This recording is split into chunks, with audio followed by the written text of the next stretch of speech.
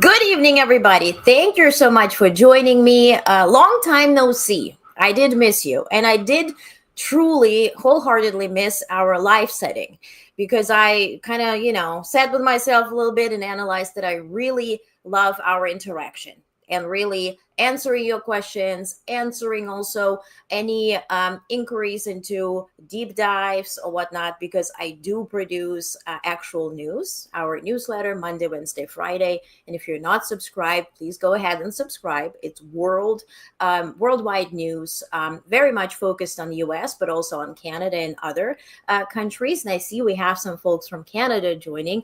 Thank you so much. And there's no paywall. We're completely donation based. So go ahead and read it. Don't miss out on actual news. And here's a little banner that I can put up. So you have the link here as well. So honestnetwork.com, we have our actual news Monday, Wednesday, Friday. Also Saturday, we have the recap. And then on Sunday, we have the Sunday edition, which is no politics. It's arts, it's culture, it's conversations, it's deep dives into, what can make us feel better. All right. Okay. Today will be a bit different. So what we did, in the election cycle last year, also beginning of this year, was more of me presenting the actual news. And by the way, I have a fan because I'm in New York. It's hot, honey. Okay. It's going to be flying all around, but then I'm looking like I just got out of the shower. All right. Forgive me. But I decided not to present this, news and clips, especially featuring Trump administration and all the lies and propaganda, but rather answer your questions, see through, read between the lines, and discuss what's actually happening in the news. So I will not be playing any clips. I will not be showing you any photos and pictures or whatever. I think mainstream media does the excellent job, featuring Donald Trump 24/7, 365 worldwide. Not a fan of it. I also don't feature the clips unless I have to show the proof that it was so obnoxious that you really have to see it to believe it. I don't do it in the newsletter either. So let's have some, let's say hi to some folks. Laughing Divas. Hey, glad OnestPress is sticking with it. It's good to hear actual facts. Thank you. And thank you for being here. Troy says, hey, Troy, found this on some Canadian threats page. Thank you. Yeah, today I posted that Canadian government, Prime Minister Carney, delivered aid to Gaza today, and they airdropped aid today. I think that's great. And also what Canada put together yesterday as to recognizing the state of Palestine, but also the demands as to let Palestine commit to holding elections next year that will not be including Hamas, that they say, well, we will be there for you and we will be helping you financially and also security wise, but it has to, the interest has to come from Palestinians to be at least willing to dismantle Hamas. Otherwise, if you recognize the state now as is, you will essentially legitimize Hamas, which is not really the point, right? But then if we compare it to the statement of Prime Minister Starmer, UK's Prime Minister, he sort of gave Israel again the final say, which they already have, right? Stop the fighting, have a ceasefire, and then we're going to talk about a two-state solution, which is not of an interest of Netanyahu. He just wants to rule, and Trump wants to have Trump Gaza. So, for that reason, I really like what Canadians and Canadian government put together yesterday. Today, they airdropped the aid, and I think that's what Troy is referring to on threats. This was went a little bit, I don't want to say viral, but it got some traction. Hey, James, hello. Missed you guys. Hi, Shirley. Hello. Hi from Stamford, Connecticut. Hi, almost neighbor. Yeah, we're in the same part. Canadian Ethan. Hey, Canadian Ethan. Yes, Maple Leaf and Ukrainian flag. Love it. James says, happy to be here. Glad you were able to have a live show again. I need to get caught up on news. It's been a busy week and I've been missing out. Yes. So, and James, I got you, right? The newsletters, that the thing here. It's 10 minutes read, right? I make sure that it's very short and straight to the point. Get the actual news there. But today we're going to talk about, I would say, a bigger picture, right? And I really want you to be a part of it. So comment any follow-ups, any questions that you have, and we'll just discuss it together. All right. So I asked you guys to submit some questions a couple of days ago. And we have at least 6 that I chose because I think those are asking very different sort of angles that will allow me to have sort of a broad discussion. And the first one, which is sort of a bit fun, it's like, how angry do you get when politicians lie? And, here's a saying, they attribute it to Warren Buffett, but I'm not sure. And so it says, if a diplomat says yes, he means maybe. If he says maybe, he means no. And if he says no, he's not a diplomat. And then from that, it was, went into lady, right? If the lady says no, she means maybe. If she says maybe, she means no. And if she says yes, she's not a lady. So whitewashing is part of politics. Politicians are groomed to be well-spoken and with the idea to appeal to a variety of demographics so they can count on their votes ultimately, right? How often do you hear a lot of promises during election season that do not manifest in actual actions nor results when they are elected, right? If you want to appeal to a lot of demographics and they have the stats, right? Oh, this is a priority. That is a priority. Think about the election in the US last year and how Democrats sort of failed to meet the moment, right? Or meet the interest. They, had one message, but another message resonated more. Trump lied, right? What Trump didn't lie is, we knew there is Project 2025, right? And we can say anything about Trump, but he is thoroughly following Project 2025. So for that reason, he actually told us what he's going to do, and he's doing exactly that. It was difficult to believe it, right? Especially in the United States, especially in 2025. But it was also difficult to believe that Russia would be physically invading Ukraine 3 years ago and physically murdering people and now, civilians every single day. It was also difficult to imagine that United States would be more bothered about Russians dying. Today, Trump, I will not play the clip, but I have it. He said, look, what happens in Ukraine is horrible. Russia is doing a horrible thing. This is Biden's war. This is not my war. And, it's so bad. So many Russians are dying. And to say that, especially today, when 16 civilians died, dozens of people were hurt, kids died last night in Kiev, in the capital of Ukraine, in a large country in the middle, in the heart of Europe, if you will. And to just focus on Russians dying. Why are Russians dying? Because they're invading a sovereign country. Get out and you will stop dying. But this is now part of a very big economic scale in Russia. They cannot afford to stop fighting. Hence, they're not interested in any ceasefires or in even talks about those ceasefires. And if you do not understand that, well, referring to Trump, then you're learning your lessons. Although we'll talk about it, but I think Trump says one thing and kind of means another. And if we really summarize everything that does happen, it does benefit Russia tremendously. It does benefit China tremendously, either by the stupidity by the current, administration. They're failing to understand how tariffs work and how international and global relations work, or they do it intentionally and sell it to their constituents as some type of lie. Like we're making ourselves rich again and great again. And, Canada is some type of a state or whatever. But yes. Okay. So back to the question. Lying in campaign, it's a thing. Now, the problem is when the information that comes from the current leadership in any country is becoming a lie and worse, a targeted propaganda. Here's an example. Today, we got this from the White House. This is a press release.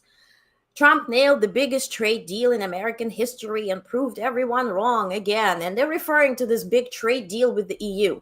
First of all, As of today, we have no trade deals. There's nothing signed. All that we know is a certain percentage that has been attributed to products from a certain country, like 15% from South Korea, 15% from Japan. We still don't know what's going to happen with Canada. He's freaking out that Carney is recognizing Palestine as a state. We have this now 15% from EU. That's what we know. And it's one sided, right? Because neither EU nor South Korea nor Thailand or any other countries or Indonesia that sort of spoken to Trump, they're not tariffing anything coming from the US because essentially this is passed as an additional charge or a tax, if you will, to consumers of a certain country. So for them, it's not of an interest. They're buying so many services like software, for instance, from United States. Why would you put tariff on it and so accumulate extra cost and charges for your own domestic companies, putting them out of business? Makes no sense, right? But United States is doing that, and they're selling it as some sort of enrichment. Yes, it is an enrichment. It is financed by you and I. And after August 1st, when we go buy coffee and we pay at least 50% more because that's the tariff now on Brazil, yes, this money will go to the government. My question is, what is it being used for? Is it being used to, because, we're limiting now Medicaid, we're limiting any help for people that rely on it, physically rely on it. We're limiting or even dismantling lunches for kids that now will go hungry to school and stay hungry in lessons and whatnot. But we're building this some type of a ballroom at the White House for $200 million. We're also spending $450 billion on ICE that deports people, that steals people off the streets. And then neighbors and loved ones find them in some third countries that they have absolutely no connection to.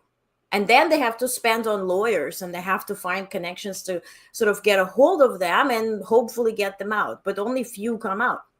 And so that is the big question. That's what frustrates me. When we know, economics 101, tariffs are bad for trade. Tariff wars are bad for trade. Tariff wars are also bad for relationships, global relationships, especially when we have wars either happening or could be happening anywhere in the world. So why are we doing this? But we're selling it as some sort of like a big thing. When we say that the deal with the EU is a great achievement, there is no deal. Von der Leyen, the president of European Commission, cannot promise $600 billion worth of purchases from the US. All the EU did is literally study what European companies are already buying from United States. They put it all together. They asked the companies, what are you planning to buy in the next 3.5 years? Because they specifically stated there's $750 billion in goods, $600 billion in military aid will be bought from United States, right?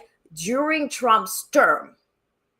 And so they asked the companies what they're planning on buying already. For that, you don't need a deal. Companies submitted information, EU calculated together, presented it to Trump, and he makes it sound as if it was some type of a bend-over deal. But it has nothing to do with any deal, nor we have signatures. If you think about free trade agreements think about CUSMA, right, with Canada and Mexico. That agreement took months to negotiate. It took years and decades to build that relationship. And then when I spoke to the previous president of Mexico off the record, who was signing that deal, and he said, look, we discussed every single part of it. Like, what if questions? What if something is exported from Mexico through, U.S. to Canada and something gets lost or broke, whatever? It had so many details in it. So those little tiny letters with a very free-spirited capitalization sent by the White House to countries have nothing to do with deals. I'm informing you, essentially, that if you sell something to my consumers they will be paying extra tax for it. And this starts on August 1st. Greetings.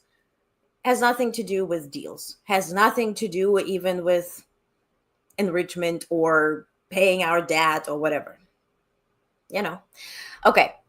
We have a comment. Good evening, all. Hey, Stephen. Good evening. Thank you for being here. Yes, it's been a while. Welcome back. Thank you. Thank you. Thank you. Alrighty.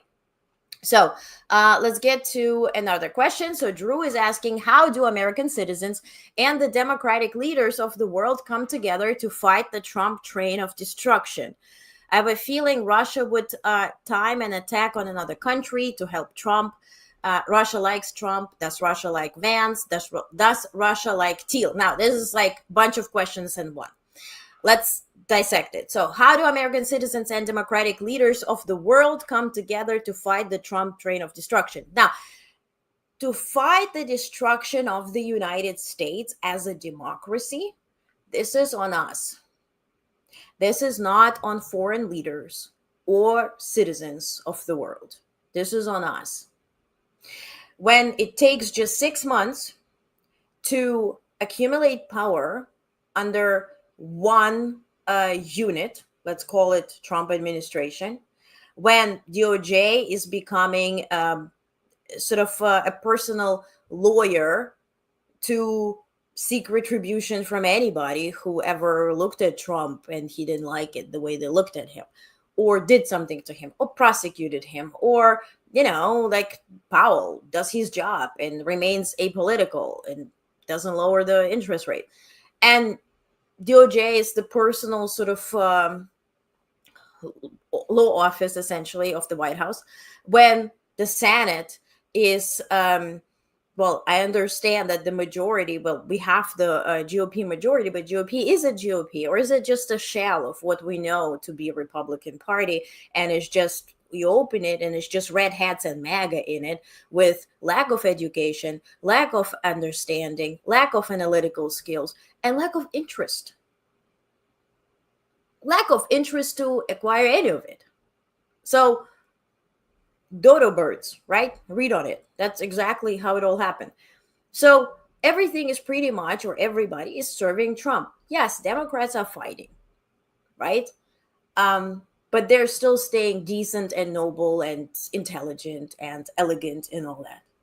But when you have a poop throwing fight, um, you can't be very intelligent and elegant and whatever. If you want to participate in a poop throwing competition, you got to throw poop back. And in this 6 months, we haven't seen that on that scale to meet the moment. Will they? Hopefully. Now, 2026 midterm elections are being very much already sort of pre-decided. Look at Texas, restructuring their representation, right? Adding 5 more seats in the House, hoping to get the majority and keep it. So for that reason, do Democrats are meeting the moment? I understand, right? We know they hold very long speeches. They delayed the vote on the big.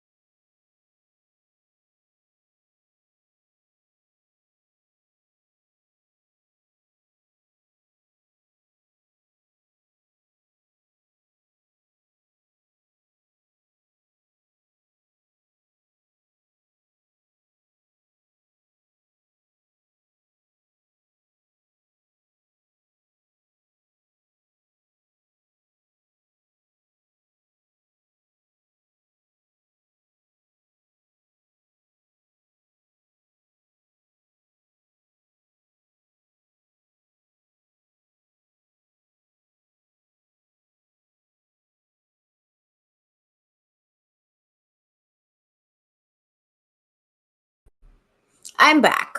This was my decision to stream on X or Twitter shitter, and it starts blocking me. And if you've been here before earlier, this is a thing that does happen.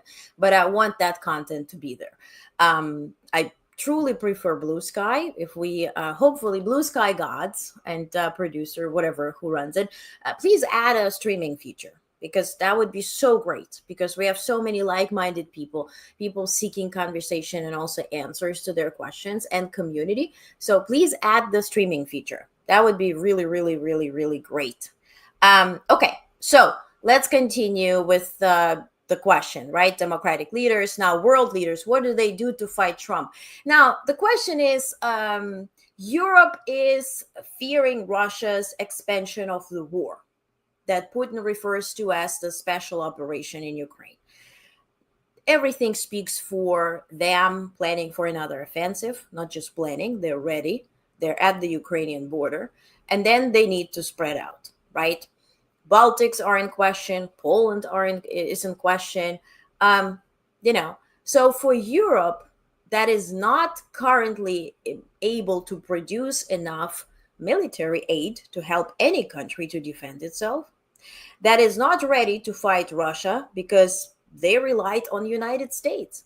The post World War II world, right, heavily relied on the United States, that played this sort of a peacemaker, the country that guaranteed peace, especially in Europe, with the thought that, hey, you're Europeans, you fight constantly, so let's have this watchdog, the biggest democracy in the world, play this stabilizer in Europe.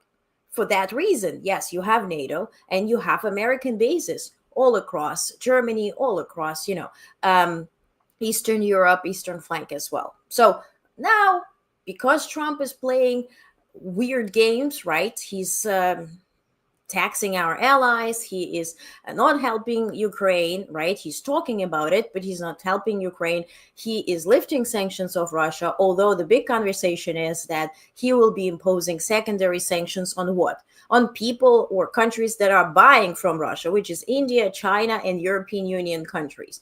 And so will it hurt Russia? Not really. China and India already said, do whatever. We're going to keep purchasing from Russia. They have a BRICS, agreement. Speaking of agreements, they do rely on it, and they will be supporting each other's economy. In China's interest is to keep Russia in the fight against Ukraine, because first of all, they're learning, right? Russia is buying military equipment and aid from China. China is sending troops. They're also dying there mostly, but they're learning, they're getting intel, right? They're also getting feedback on their equipment and what can become better. Think about, North Korea and Iran and Shahed drones and how that all came together. Now, Putin is producing those Shahed drones. Actually, teenagers are building them now in Russia, in Kazan. So for that reason, this is an operation that is at this point stabilized and that several countries economically rely upon. So for Europe to tell Trump, get off, is risky. First of all, they cannot have enough equipment this fast. Secondly, if they push Trump, and that's their idea, I'm not defending their idea, but I'm explaining what their notion is when they call Trump daddy, when they play like he's the greatest thing since sliced bread.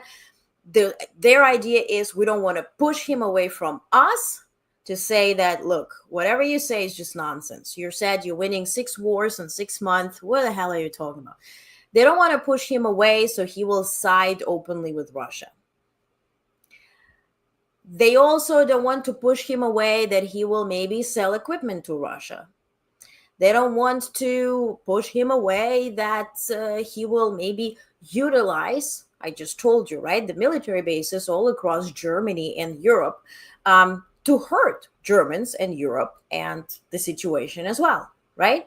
Because the U.S. system and the U.S. military defensive system is so integrated into European Union and into Europe as land itself, that it is difficult to have U.S. turn into open, enemy in the middle of, an expansion of a war that Putin started in Europe. So this is their idea. Now, but we have to remain realistic.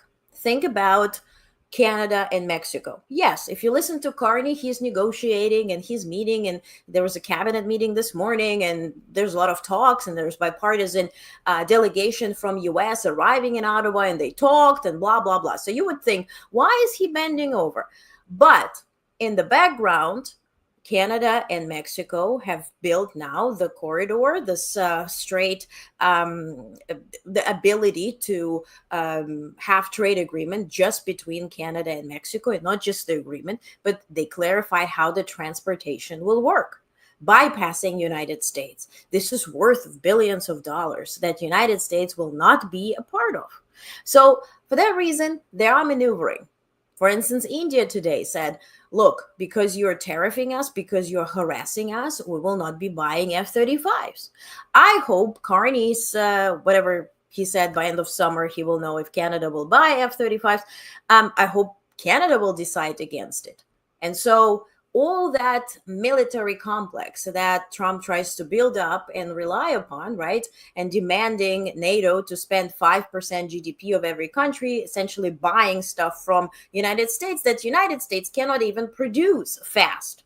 The next Patriots coming to Ukraine will be in spring 2026, just because they're not even existent. And under this type of leadership at the Pentagon, what do you know what will be in spring 2026? So for that reason, they are shifting, but they can't do it this open and this fast. Now, as to does Russia like Trump? Yes, he's a useful tool. We can discuss whether, when it started, was he installed as a useful, all that, right? Let's not dive into that, but he's useful just because if we judge the facts that do exist today, lifting sanctions, of Russia, allowing Russia to be part of the world banking system. Today, literally today, was another launch from the Kennedy Space Center in Florida. And astronauts went to International Space Station. And for the first time since 2018, the head of the Russian equivalent of NASA, which is Roscosmos, he was there in person in Florida for the first time since 2018, discussing how much more or how deeper can the relationship become between NASA and Roscosmos. The Russians were sent to space today, Japanese and Americans. And so you see how this is being integrated, which leads me to the question as to does Russia like Vance, does Russia like Thiel? Vance is a useful tool for Thiel and Musk to build up their technocracy or whatever you want to call it, which we don't know what the results of that be or consequences of that will be because we just never experienced that. We haven't experienced that yet, given AI, given the algorithms, given our interconnectivity globally, right? So how much damage they will be able to do is a big question. But Vance, Russia doesn't have to like Vance. Vance would be a person who is well-spoken, speaking of groomed, he's groomed. He'll sell you sand in the Sahara Desert. So, but he will be just a useful tool for Thiel and Musk. Now, what we know that Musk is constantly speaking with Putin. Musk is shutting down Starlink as recent as a week ago. So he is manipulating, right? And again, if we judge by the facts, it benefits not Ukraine, but rather Russia. As to Thiel, in 2018, he was at the party as an influential sort of socialite, and she had a birthday in Germany, and she's very well connected to donors and politicians, right? The regular. And Peter Thiel was there, and at that time he turned 40, and he was approached by the Russian FSB. And then he was invited to meet with Russians twice. This is what I could find from verified sources today, given this question. Now, if FSB meets you twice, you have a connection. I think if it came to either, Article 25 for the impeachment or, God forbid, I don't wish anybody anything, but Vance somehow, by definition, becomes the president, Thiel and Musk will go by profits. These guys want to control regular people. They're not interested. They have zero empathy. And if you see a person with zero empathy, this is the most dangerous person. Yeah, there are people who are driven by greed or popularity or egoism or whatever. But if somebody has zero empathy, they can do anything to anybody. And so, for that reason, if it's profitable for them to be with Russia or help Russia or be aligned, they will do it. They will not ask you, and they will not be seeking any public approval because, they can hold elections the way Russia holds elections. So, Belarus, every time Putin wins. So, for that reason, I do think it's very much aligned. Ethan says the war could end easily if Russia would get yeah, exactly, would get out of Ukraine. People don't understand who started this war, and there has been so much misinformation. Exactly. And Lynn says, hey Lynn, Putin likes anyone that hates democracy. Exactly. And I mean, it could be that just the interest would align. Putin wants to rule Europe. He wants to rebuild not just Soviet Union, but the Tsar Russia, right? And then if Musk and Thiel want to control everyone and hurt other country, like for instance, Musk doesn't like Germany. Germany did not really play along with building up Tesla factories and as fast as he wanted to and whatnot, right? So if their interests align, with lack of empathy and decency and any type of analytical skills, okay, that could work.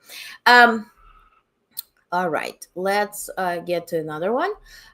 Here, what do you think it will take to get rid of the Beltway insiders cocktail circuit for the Access reporters? So, as to the press, the White House press, right?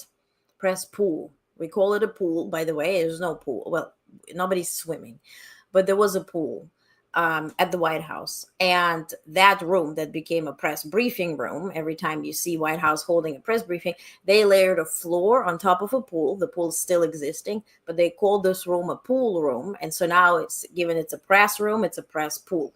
Got it? Okay.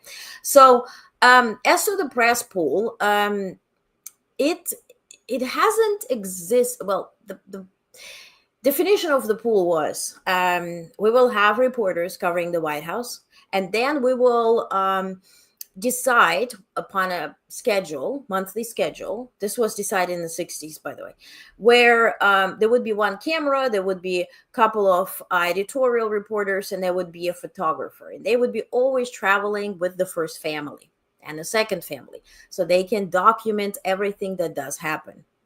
This was installed after the assassination of JFK because they wanted to have it written. There's pull reports. All the reporters are getting it in real time via email. Where is the president? What is he doing? Is he, shedding his pantaloons or whatever? Everybody is well informed about every single second of president's life, unless the president calls a lid, meaning he closes the day, right, and says, I will not be moving, out of my office or private facilities or whatever, right? And usually, for instance, with Biden, I covered Biden in Press Pool. He would be in Delaware, for instance, and he would say, hey, I'm spending a Sunday in my house in Delaware. So, yes, the call time is 7 a.m., but you guys don't have to show up because I'm not planning to go anywhere, right? And yes, still some reporters would show up and just try to climb up the fence and see if he's swimming. He would scream. They would scream at his grandkid because the grandkid had longer hair, Hunter Biden's son, and all that. Bo, right, the little Bo, and so that's just a matter of ethics and decency.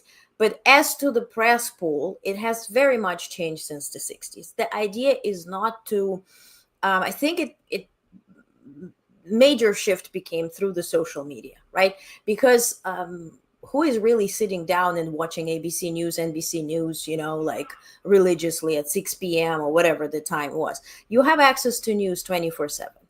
And because there's so many news and so many news channels, the algorithms, of course, get to know you and get to know what not just makes you tick or is of an interest to you, but what provokes you, right? sometimes you get a notification, you're like, "Oh, whatever." Other notification you get, you're like, "Oh my God." And you click and you read the article. That is what triggers you, right? In a good or bad way.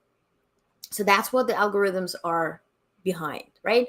And then you get the statistics. This article or this headline, this clickbait essentially, outperformed other stuff. And so that's what determines that content. So the press pool essentially became the source of clickbaity news.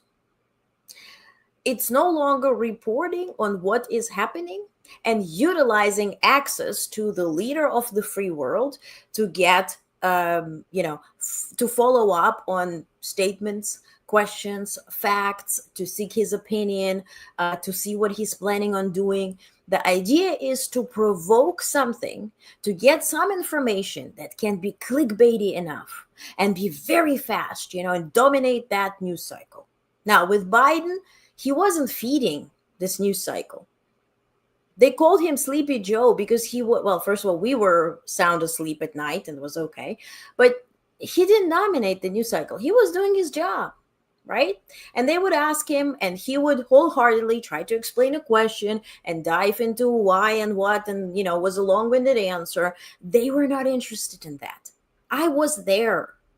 They were interested in fast questions and fast answers and provocative answers. For that reason, I think they they, meaning mainstream media, what we refer to as, got a taste of this huge returns on clickbait during the first term of Trump, right? Because Trump, all he does is dominating the news cycle.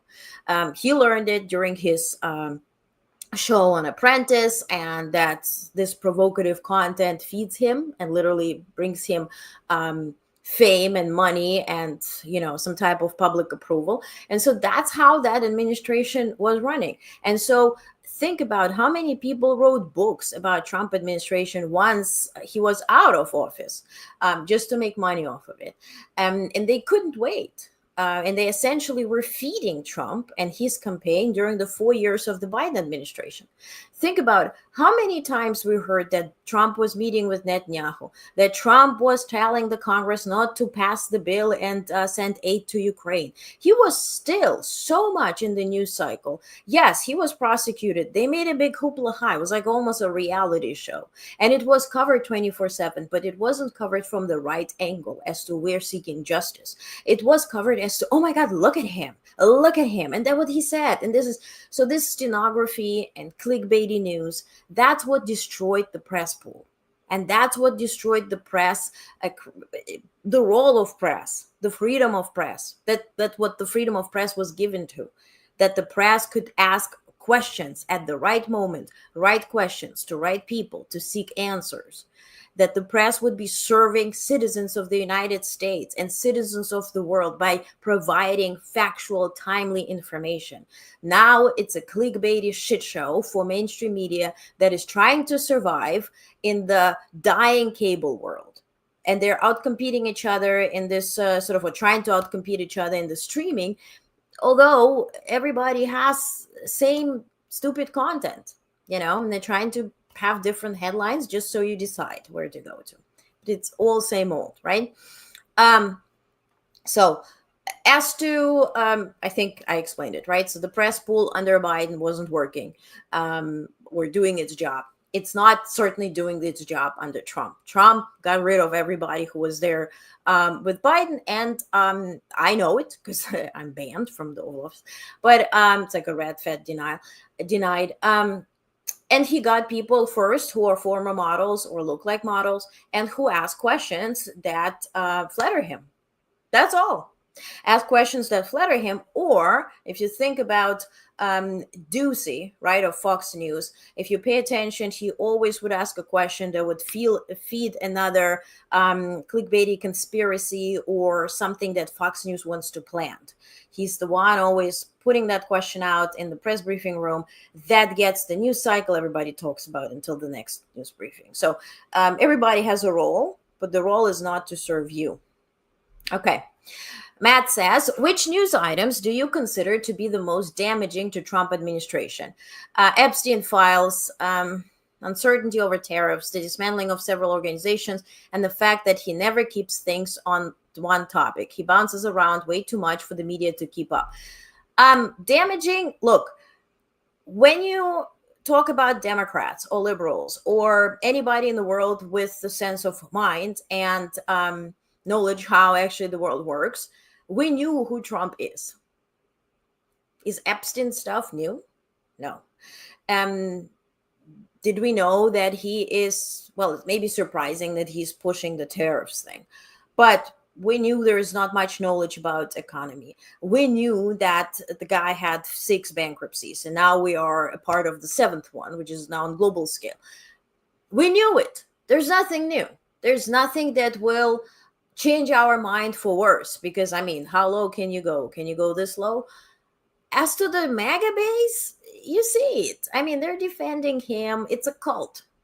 So in a cult where everything is positioned around him being a victim, everybody fighting him, so anything that is brought against him just feeds the module that he's the victim and we're fighting for him and he was sent here by God and he's Jesus and he can walk on water and whatever. Epstein files, will it? Well, they're persistent, but you see that their persistency is sort of declining. I also do feel that against the release of the Epstein files or whatever that is, the list of names or proof of payments or whatnot, there might be others who are on that list fighting against that release. With this co-rapist, in the Maxwell, right, in jail, that she will pretty much say whatever she's told to say just to get out. That's a no-brainer either. So is it damaging? Yeah, I mean, world leaders are recognizing that US is not to be played with or not to be trusted, so okay. Patricia Lee says, with all current events being so notable, which is shaping your news ambition the most right now? My ambition, and Patricia Lee, thank you for that question. My ambition is to provide actual news. So, what drives me is providing factual information. And I posted on Blue Sky recently that, under Biden, you had your press briefings from the White House, from the DoD, from DOS, from also, of course, I cover EU and UN and NATO, and you get everything together. You read articles from think tanks and analysts, and you put all that together, right? With Trump now, you look at True Social, you flip it 180 because it's always reverse, right? You read the White House. I mean, can you base your reports on this? No, you can't. Can you spend time fact checking it? I mean, that would be all I do because every single word is a lie. So you can't it's not fact checking. All of it is just propaganda. So essentially, and also you go to EU and NATO and whatnot, and they have adopted this vague language that can be beloved by Fox News, but also EU off the record can say, yeah, but we never agreed to that deal. We said that we will be spending this and this. Trump ran with the headline, but we're not lying. We're just asked the companies, so they're playing this role as to they can say what they want and be on the side of truth, if you will, but they also give this way out for Fox News and MAGA community to celebrate it, right? So you always have to, and then I put everything together, and then I see another thing on True Social, and he changed everything again, and we're tackling back and forth with tariffs. So it just becomes a full-time thing to realize what is actually true. And that's what drives me. Now, other news outlets, I just explained it. Clickbait is very, very trendy. Now, is that yes. Okay. So ML8, I'm late, but not. Says a good question. With all of the news stories flying around, how do you and others decide where to focus? And how do you think about which stories are important and durable? That's exactly what is talked about. We need to see what the news are. Okay. let's put it up front. I actually put it down. Okay. So, first, there's no free press, right? Free press, not meaning you can read for free, that you get information.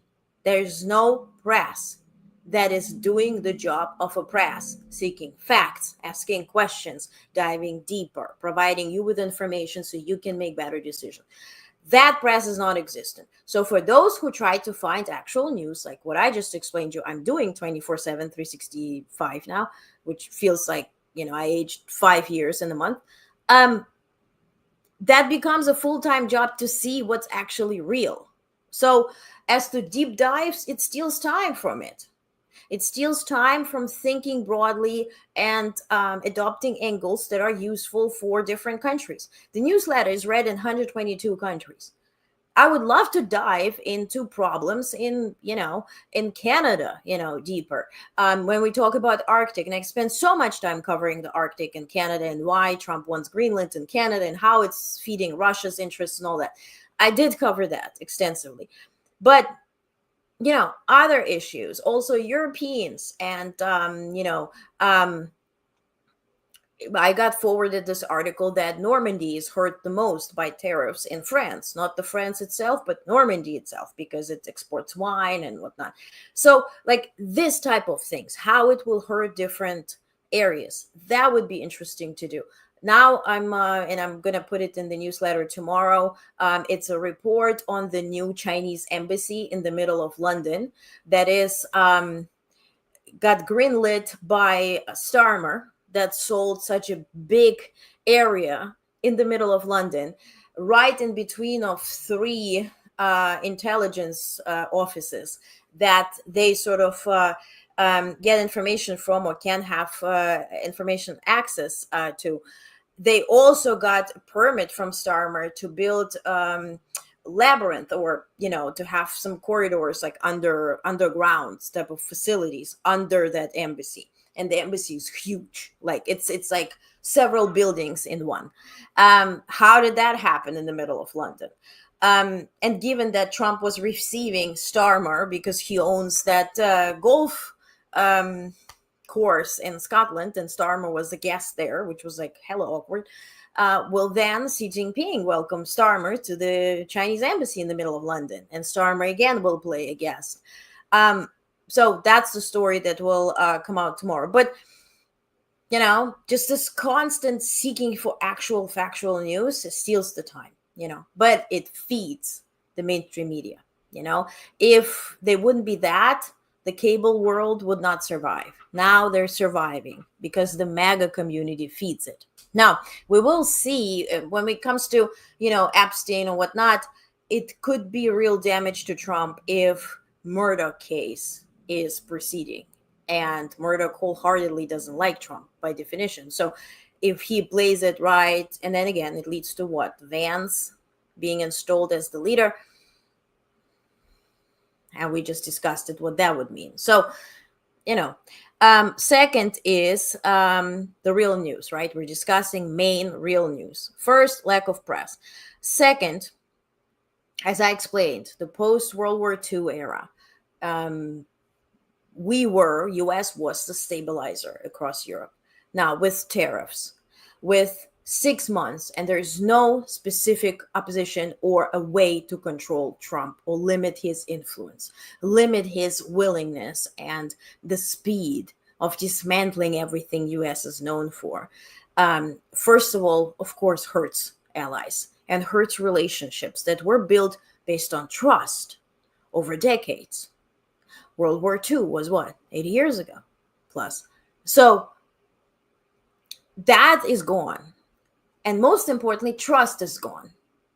So whenever we even have a new leader, and let's say the new leaders, next leader is willing to have those allies back and have relationship with them, they would be extra cautious because they know another one can come and just dismantle everything. So how can we rely on you? So that, I think, is the biggest question. And then another question that Europeans are questioning now as to, was United States actually a real democracy? Or was it a Hollywood production and PR campaign?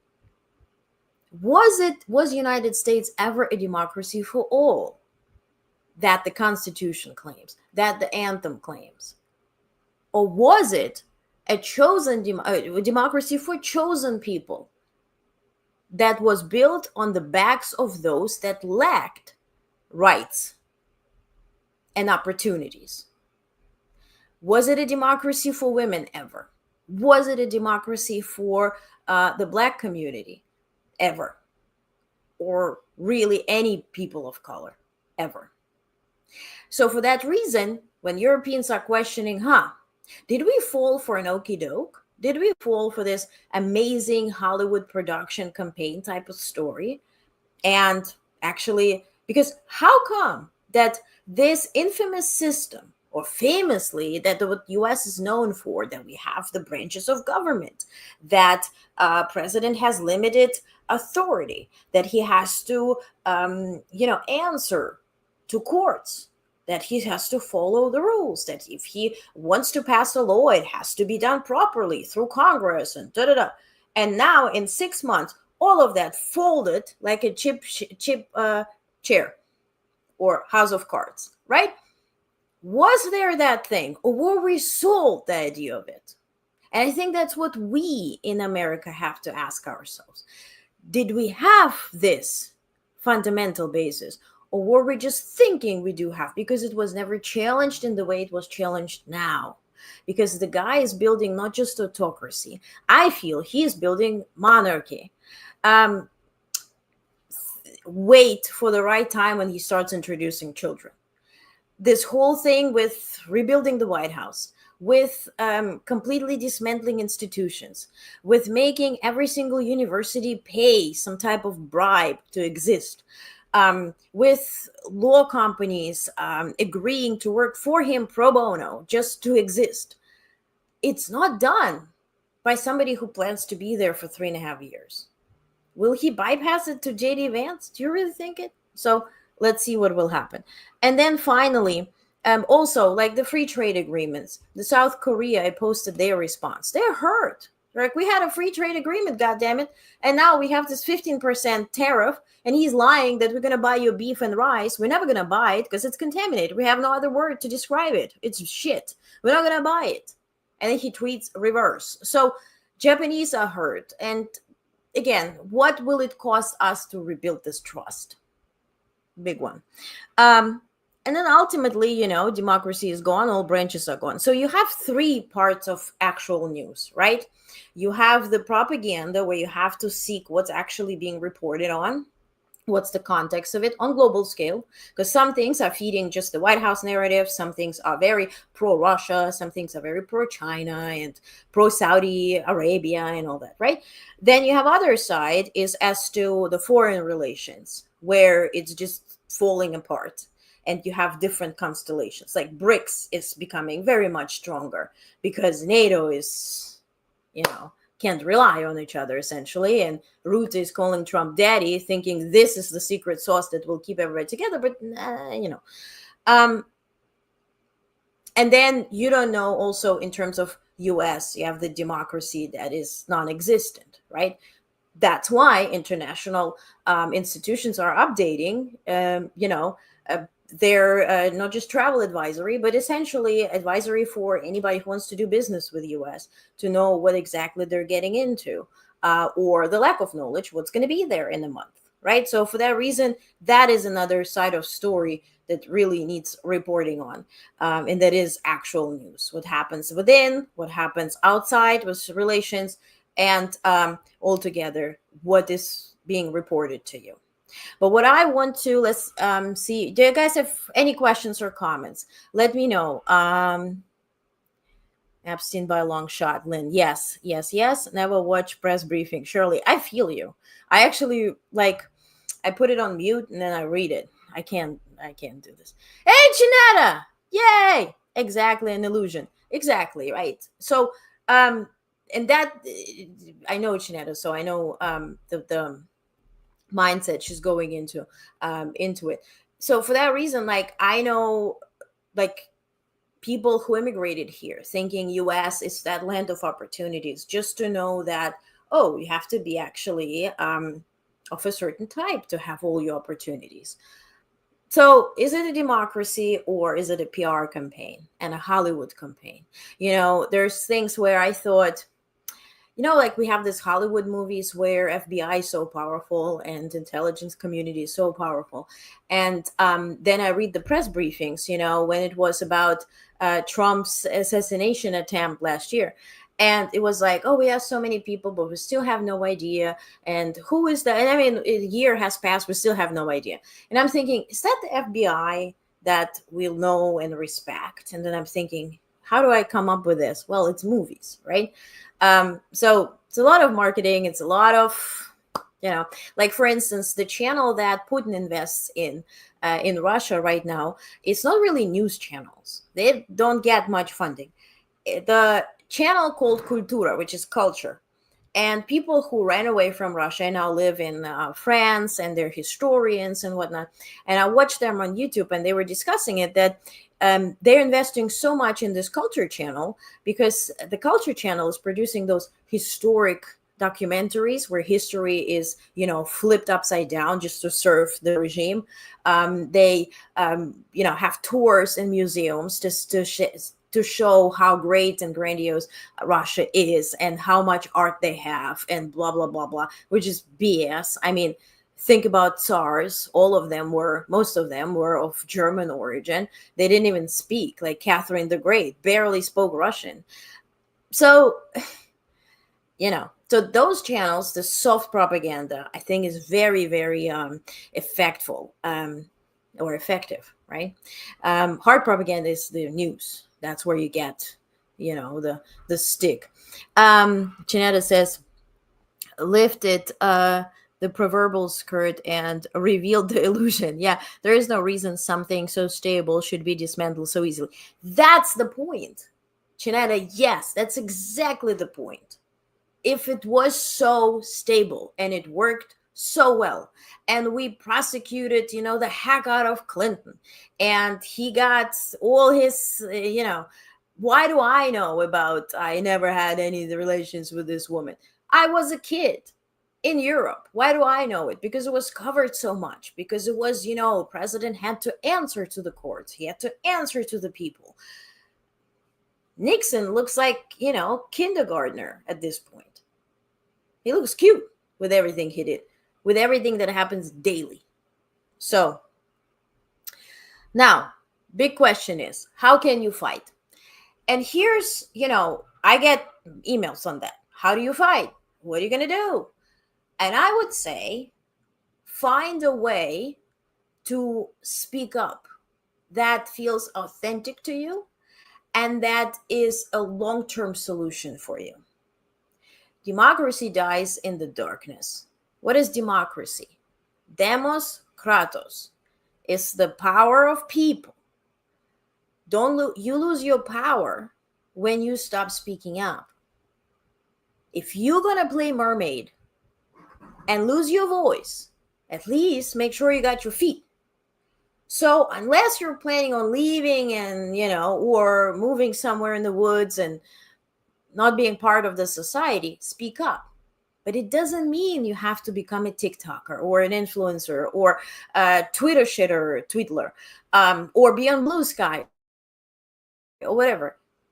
There's so many political cartoons that are so powerful.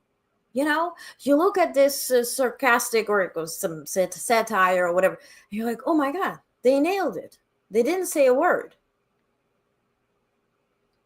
There's videos that resonate. I mean, I put Trump's video and I had snoring sounds and it was like viral, for the kicks and giggles. But the point is, find your method, whether you are writing, whether you are drawing, whether you're making music, whether you are recording content, or you are a researcher, or you're a doctor, you're in medical field. Find your way to keep the light of democracy alive. This is your job.